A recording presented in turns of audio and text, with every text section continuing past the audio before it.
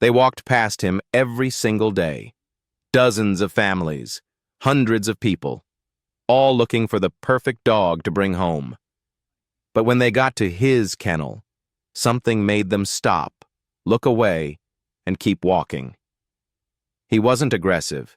He wasn't sick. But there was something about this dog that made every single person say the same thing.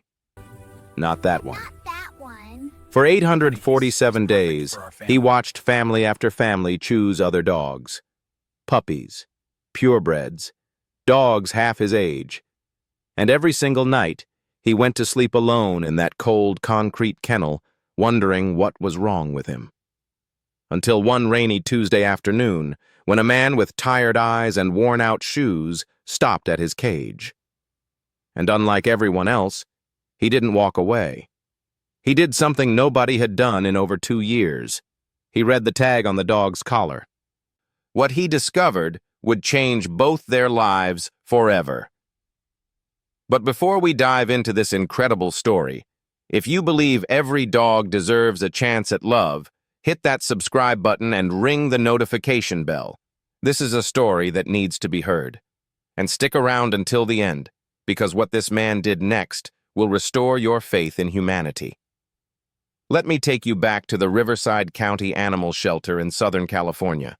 It's a place where hope and heartbreak exist side by side, where wagging tails compete for attention behind chain-link fences, where every bark is a plea. Pick me, choose me, take me home. In Kennel B47, there lived a dog named Major. He was a 7-year-old German Shepherd mix with a graying muzzle and deep, soulful brown eyes that seemed to hold a lifetime of stories. His coat was a mix of tan and black, still thick and healthy despite his years in the shelter. He wasn't the youngest dog there. He wasn't the smallest or the fluffiest or the most exotic breed. But Major had something special. The shelter staff knew it.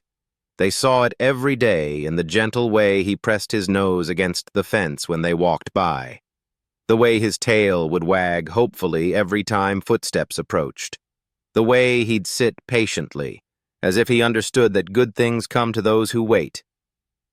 "He's one of the best dogs we've ever had here," said Sarah Brooks, a shelter volunteer who'd known Major for nearly his entire stay. "Perfect manners, house-trained, great with kids, great with other dogs. He's what we call a unicorn dog, basically perfect." But for some reason, nobody wanted him. The reasons were always the same: too old, too big, too much of a commitment. People wanted puppies they could mold from scratch. They wanted Instagram-worthy designer breeds. They wanted small dogs for their apartments, or dogs with papers, or dogs without any history. Major had history, and it was written on a small, weathered tag that hung from his collar. But nobody ever stopped long enough to read it. Week after week, month after month, families would pause at his kennel. Major would stand up, his tail beginning a hopeful wag. He'd move closer to the fence, his eyes bright with possibility. And then, they'd move on.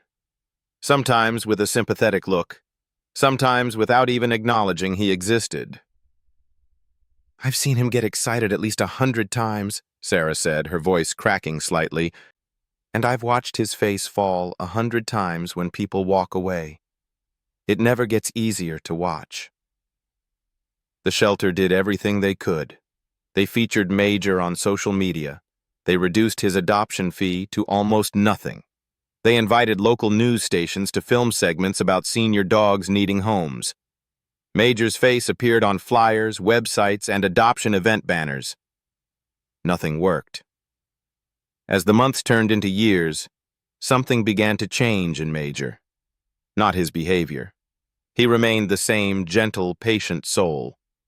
But something in his eyes. A kind of quiet resignation. An acceptance that maybe this was his life now. That maybe he wasn't meant for a home anymore. The shelter staff refused to give up, but they were running out of options. Space was limited. Resources were stretched thin. And though nobody wanted to say it out loud, They all knew that senior dogs who stayed this long often never left. Now let me introduce you to James Cooper. James was 52 years old, recently divorced, and living in a small rental house on the outskirts of town. He worked as a night custodian at a local hospital, a job that paid the bills but left him feeling invisible. He'd arrive after everyone left and leave before they returned. In many ways, James had become a ghost in his own life. 3 months earlier, James had lost his father to cancer. They hadn't been particularly close. His father was a stern, military man who showed love through criticism and discipline. But his death left a hole in James's life that he hadn't expected. Suddenly, the already quiet house felt suffocatingly silent. His ex-wife had taken their 2 dogs in the divorce. James had grown up with dogs. His childhood was filled with memories of golden retrievers and family trips to the park. Now, his evenings consisted of microwaved dinners, late-night television, and an emptiness that seemed to grow larger every day.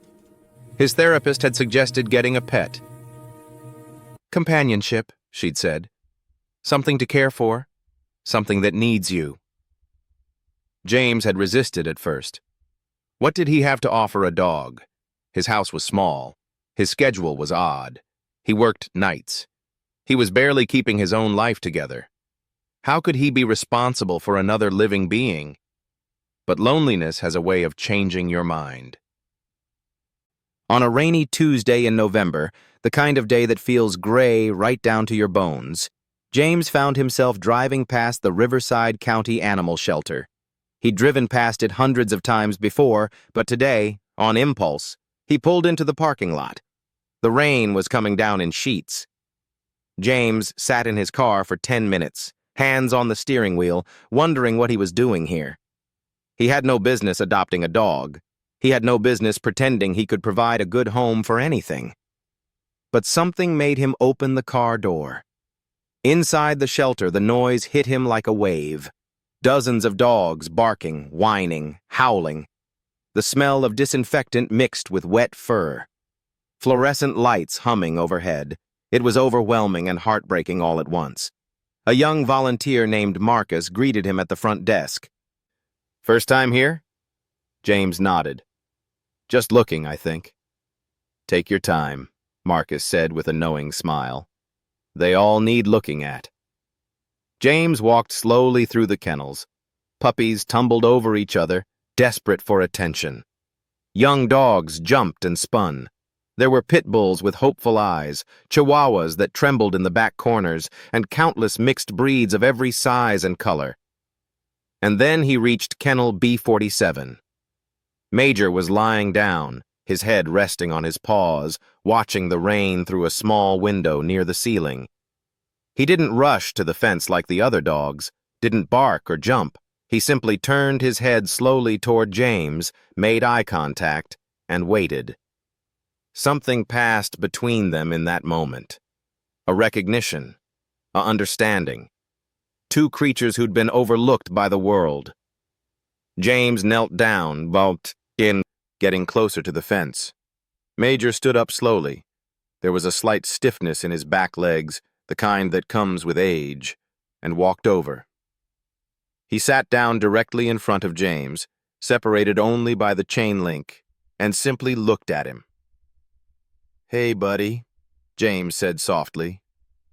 Major's tail gave a single tentative wag. And that's when James noticed the collar. It was worn leather, faded brown, with a small metal tag hanging from it. Unlike a typical ID tag with a name and phone number, this one had something else engraved on it. James leaned closer, squinting to read the worn letters.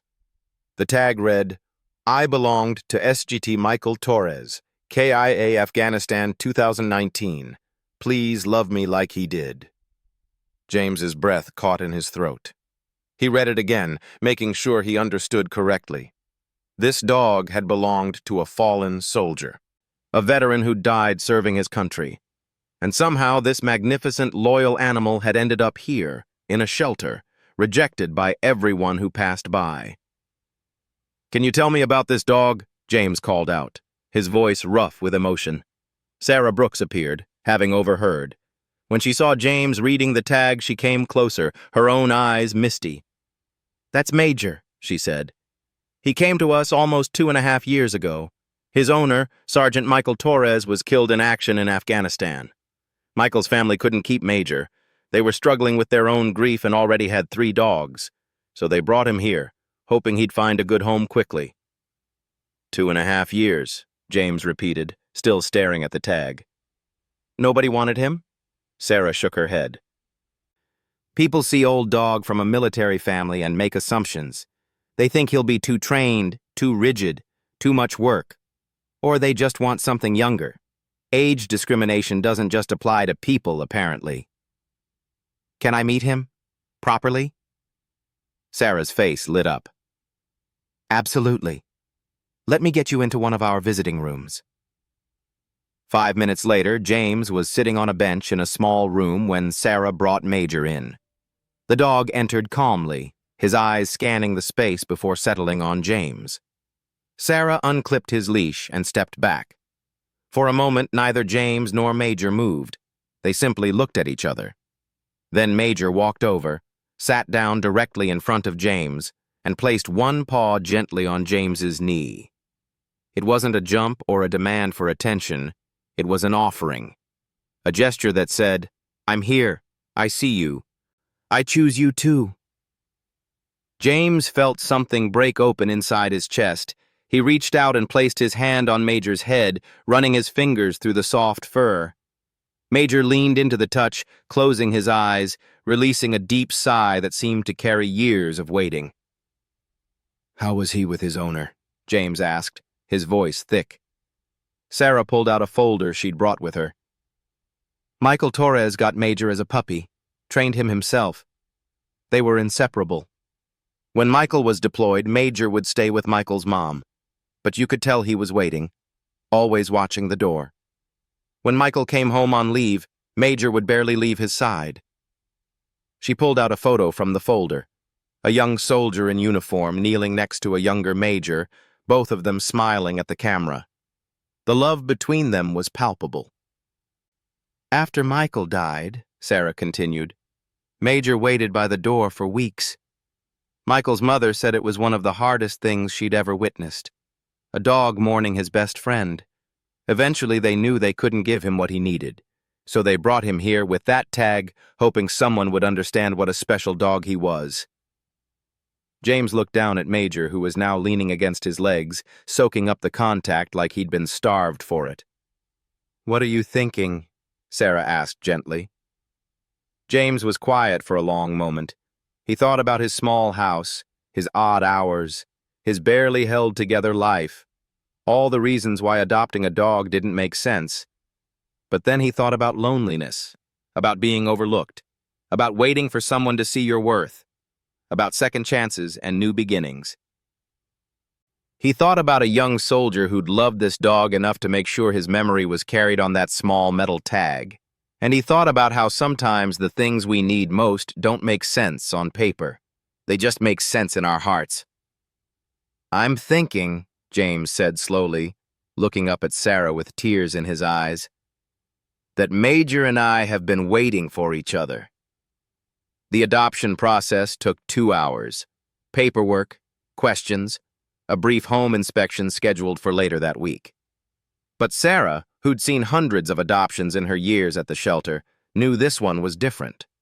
She saw it in the way James kept looking at Major, the way Major stayed pressed against James's side, the way 2 broken pieces seemed to fit together perfectly.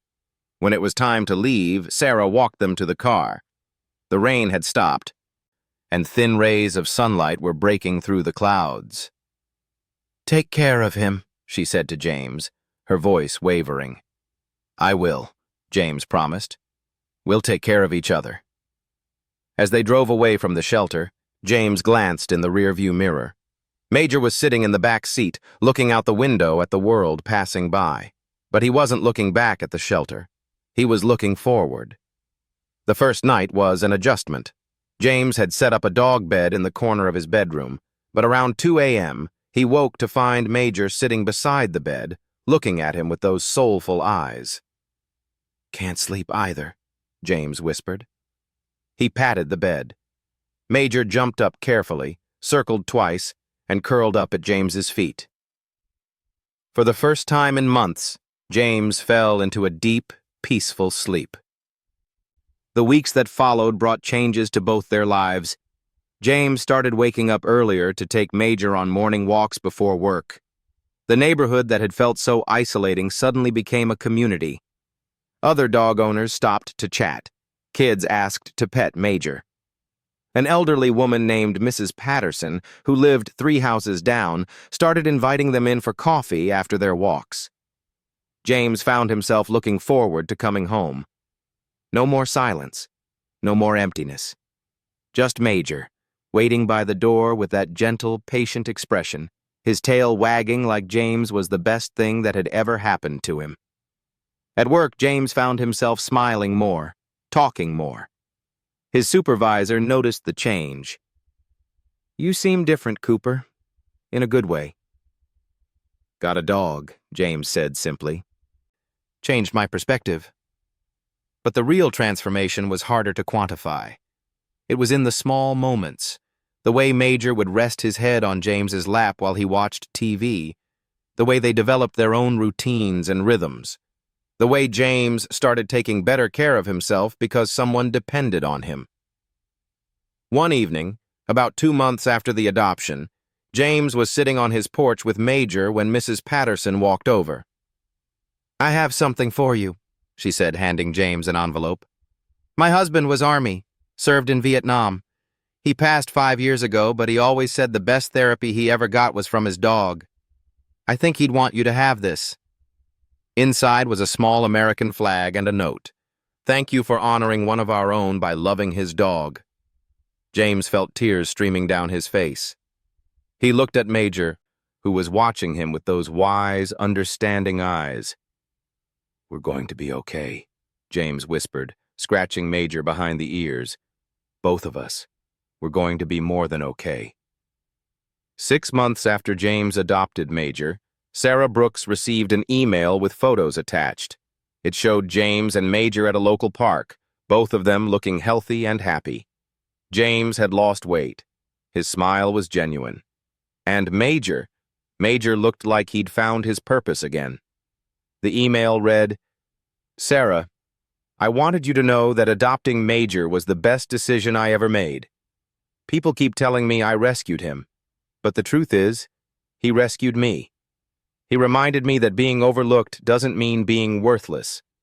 That age is just a number, that second chances are real, and that sometimes the perfect match is the one everyone else walked past. Thank you for not giving up on him. Thank you for keeping him safe until I was ready to find him." Here's what makes this story so powerful. James Cooper wasn't a hero because he had everything figured out. He wasn't a hero because he was in a perfect place in his life to take on a dog. He was a hero because he stopped. He read the tag. He saw beyond what everyone else saw. He recognized something of himself in that overlooked dog, and he chose to take a chance on both of them. We live in a world that's obsessed with what's new, what's young, what's perfect. We scroll past the imperfect.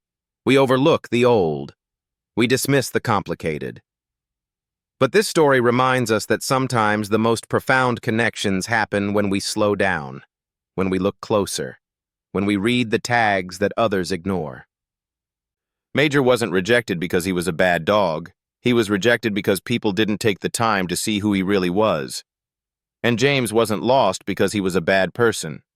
He was lost because he'd forgotten his own worth. Together, they remembered.